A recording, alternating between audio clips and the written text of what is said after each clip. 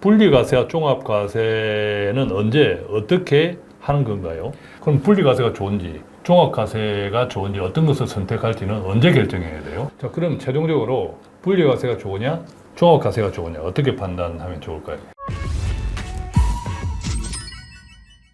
요즘 우리 사회가 고령화가 빨라지면서 개인연금이나 IRP에 투자하셨던 분들이 연금을 인출하는 경우가 많아지고 있죠. 그런데 이처럼 연금 인출을 통해서 연금을 받고 있는 분들이나 연금 인출을 앞두신 분들에게 가장 많은 고민 중 하나가 세금 문제라고 합니다. 예컨대 1년에 1,500만 원을 넘기면 세금 부담이 커진다고 한다. 자, 그래서 분리과세도 있고 종합과세도 있는데 어떤 것이 유리한지 모르겠다 이런 말씀도 있고요. 해외 ETF에 투자하고 있는데 이게 오히려 세금 부담이 더 클 수 있다 이런 이야기도 들립니다. 그래서 오늘은 여러분들이 실제로 많이 궁금해 하시는 세금 관련 질문들을 하나씩 풀어보는 시간을 마련해 봤습니다. 오늘도 연금부자 1타 강사 돈 걱정 없는 우리집 지원센터 이재문 팀장님 나왔습니다. 안녕하세요. 네, 안녕하십니까. 오늘의 주제는 연금 인출 관련해서 다소 디테일할 수 있지만 궁금해서 많이 나오는 질문들을 좀 정리해서 안내를 드리려고 하는데요. 연금을 오랜 시간 준비해서 이제 드디어 받기 시작한 분들이 세금 문제 때문에 당황하는 사례들이 실제로 많습니다. 오늘 하나씩 차근차근 짚어드리도록 하겠습니다. 자, 제가 몇 가지 질문을 해 드릴 텐데요. 첫 번째 질문입니다. 연금 계좌에서 연간 1,500만 원 초과해서 수령하면 종합과세 또는 분리과세를 선택할 수 있다고 하셨는데 이때 종합소득을 선택하면 다른 소득도 함께 합산되어서 세금이 계산된다는 뜻인가요? 네, 맞습니다. 우리나라의 소득세법에는 크게 소득을 6가지로 분류하고 있습니다. 이자소득, 배당소득, 사업소득, 근로소득, 연금소득, 기타소득입니다. 아, 그렇군요. 네. 어쨌든 이 6가지 소득이 종합소득이니까 네. 다 합산된다 이렇게 이해하면 되나요? 합산이 되는 거의 원칙인데 무조건 다 합산되는 건 아니고요. 각 소득마다 기준이 다릅니다. 이자와 배당소득은 연간 2천만 원을 초과했을 때 종합과세 대상이 되고요. 이때 초과된 금액만 종합과세. 그렇습니다. 그렇군요. 네, 사업소득은 원칙적으로 종합과세 대상입니다. 근로소득 하나만 있을 때는 연말정산으로 이제 과세가 끝나게 되는데 여기에 다른 소득들이 합산되면 5월에 종합소득세 신고를 별도로 하셔야 됩니다. 자, 우리가 지금 중요한 것은 관심사는 연금소득이잖아요. 네. 그럼 연금소득은 어떻게 되나요? 연금소득에도 두 가지 종류가 있을 텐데요. 국민연금처럼 공적연금과 개인이 가입하는 사적연금이 있습니다. 이 두 가지 소득이 모두 포함이 되는데 다만 공적연금만 받는 경우에는 단독으로 종합과세가 되진 않고요. 다른 소득이 함께 있을 때 합산해서 신고를 하게 돼 있습니다. 지금 저희가 주로 다루고자 하는 사적연금은 연간 1,500만 원을 초과했을 때 종합과세를 선택했을 때 다른 소득과 합산돼서 신고를 하면 됩니다. 이때 사적연금은 1,500만 원을 초과하면 아까 이자 배당 소득은 2천만 원을 초과한 금액만 넘어오는데 네. 이 사적연금은 연간 1,500만 원을 초과하면 이때도 초과한 금액만 종합과세로 넘어오나요? 아닙니다. 여기서는 1,500만 원이 넘어가게 되면 연금소득 전체가 종합과세에 합산이 되게 됩니다. 그렇군요. 그러니까 1,501만 원이다 하면 1,500 초과하는 1만 원이 종합과세로 넘어오는 것이 아니라 1,501만 원이 왕창 넘어온다. 그렇습니다. 예. 이 부분이 사실 차이가 큰 것 같은데 예. 대표님께서 잘 짚어주셨습니다. 예. 자, 그렇다면 이자 배당 소득이 2천만 원 이하가 되면 네. 어쨌든 연금과 관련된 종합과세 계산에는 합산이 안 되는 건가요? 맞습니다. 이자와 배당소득이 2천만 원 이하이면 분리과세로 마무리되기 때문에 연금의 종합과세에는 합산이 되지 않습니다. 이 부분이 중요할 수 있는데요. 만약 어떤 형태든지 이자와 배당소득을 좀 조절할 여지가 있다면 2천만 원이 넘기지 않도록 관리하는 게 전체 절세에 많은 도움이 됩니다. 그렇군요. 자, 그러면 이 같은 이해를 바탕으로 두 번째 질문 해보겠습니다. 분리과세와 종합과세는 언제 어떻게 하는 건가요? 네, 이 두 가지를 바로 설명드리기 전에 각각의 의미를 좀 간단하게 설명을 먼저 드리겠습니다. 분리과세는 내가 투자하고 있는 상품이나 이제 그 소득에 대해서 과세가 그 선에서 그냥 끝나는 걸 의미하고요. 종합과세는 조금 전에 설명드렸듯이 다른 소득과 합산이 되어서 세금이 계산되는 방식인데요. 우리가 연금을 개시해서 수령할 때는 일반적으로 연금소득세란 세금이 원천징수세에서 떼고 나옵니다. 나이에 따라서 55세에서 70세까지는 5.5%, 70세에서 80세까지는 4.4%, 80세 이후에는 3.3%의 연금소득세가 자동으로 차감이 됩니다. 그러면 이 같은 연금 소득이 1,500만 원을 초과하면 어떻게? 연간 연금 수령액이 1,500만 원을 초과하게 되면 우리가 알고 있는 5.5%의 연금소득세보다는 더 많은 세금을 내셔야 되는데요. 이때 두 가지의 선택지가 있습니다. 첫 번째는 분리과세를 해서 그 해당 상품의 불리한 세금으로 끝을 내는 방법이 하나가 있고요. 다른 하나는 다른 소득과 합산해서 종합과세를 하는 방법이 있습니다. 여기서 만약에 분리과세를 선택하시게 되면 16.5%로 세금을 내고 마무리가 되는 것이고, 종합과세를 선택했을 때는 다른 소득과 합산해서 신고할 건지를 결정해서 그때 합산해서 신고를 하게 됩니다. 어느 것이 유리한지는 본인의 상황을 가지고 본인이 잘 판단해야겠네요, 그죠? 네, 그렇습니다. 이 상황이 다 다르니까. 맞습니다. 그렇다면 그럼 분리과세가 좋은지 종합과세가 좋은지 어떤 것을 선택할지는 언제 결정해야 돼요? 네, 일단 이것은 처음에 내가 받을 때부터 결정하는 것은 아니고요. 매년 종합소득세 신고 기간인 5월 1일부터 말일 사이에 선택을 해서 신고를 하시면 됩니다.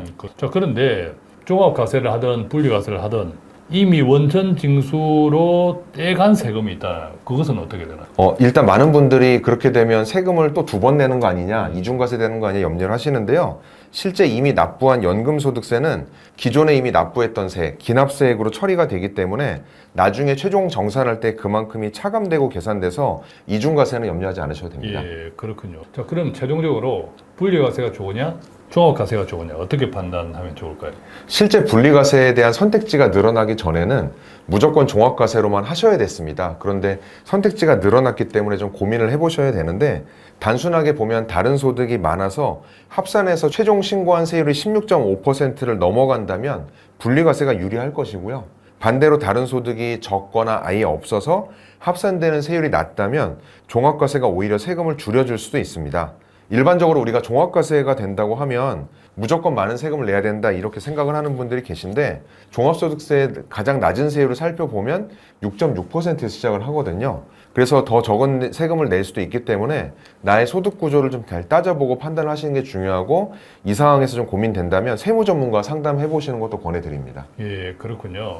관련해서 이어지는 질문인데요. 분리과세를 만약 선택한다고 하면 연금을 받을 때 연금소득세를 따로 원천징수 내잖아요. 네. 그러면 분리과세를 선택하면 연금소득세는 안 내도 됩니까? 아닙니다. 이 부분도 헷갈려 하시는데, 연금소득세는 연금을 받는 시점에 그냥 무조건 원천징수를 하고 지급이 됩니다.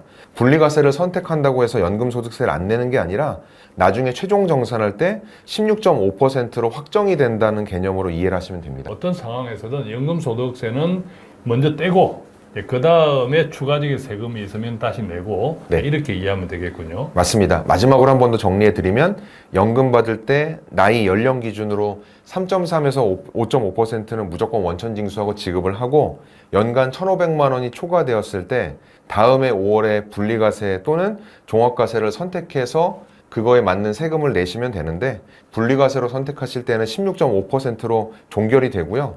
종합과세의 경우는 다른 소득과 합산해서 신고된다. 이 흐름으로 이해를 하시면 될 것 같습니다. 예. 자, 다음 질문인데요. 이런 경우도 상당히 많아요. 연금 계좌에 세액공제를 받지 않았단 말, 소득이 없어서. 네.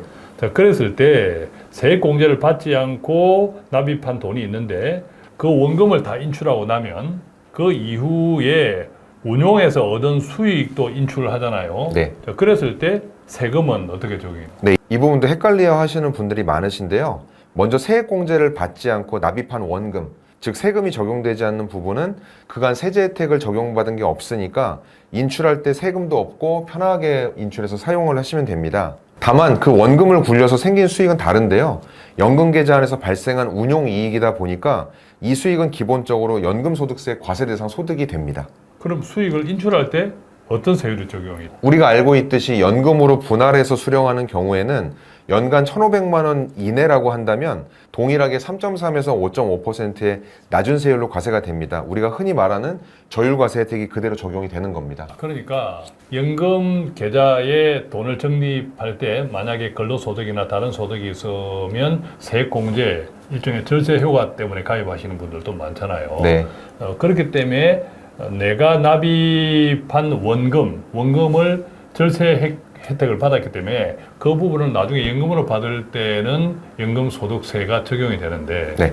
만약 공제를 받지 않았다면 연금소득세가 적용되지 않는다. 그걸 원금 부분이네요. 그죠? 네, 원금입니다. 반대로 그 원금이 운용이 되어서 수익 부분은 똑같이 적용이 된다. 그렇습니다. 예, 그렇게 이해가 되네요. 그죠? 네. 예. 자, 그랬을 때 그 수익 부분에 따른 세금은 언제 붙나요? 실제로 우리가 운용한 수익에 대해서 연금의 형태로 잘 나눠서 받았을 경우에 연금소득세가 적용이 되는데요.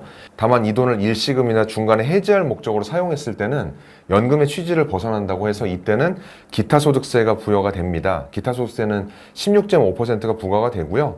반대로 연금 형태로 계속 분할 수령했을 때는 지금 말씀드린 기타소득세가 아니라 연금소득세 과세 대상이 되기 때문에 이름이 비슷해서 헷갈리실 수 있지만 운용수익을 어떻게 인출하느냐에 따라서 세금의 종류 자체가 달라진다는 점을 기억해 주시면 될 것 같습니다. 예. 자, 이제 마지막 질문인데요.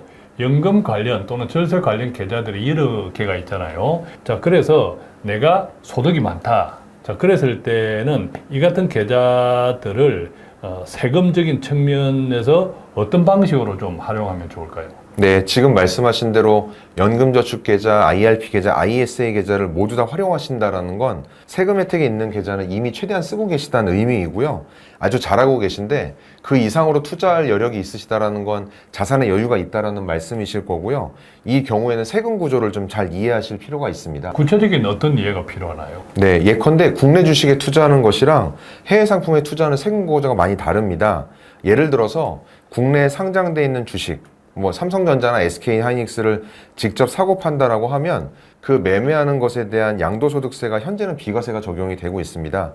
대신 그 안에서 배당을 받았을 때 배당소득세는 붙고요.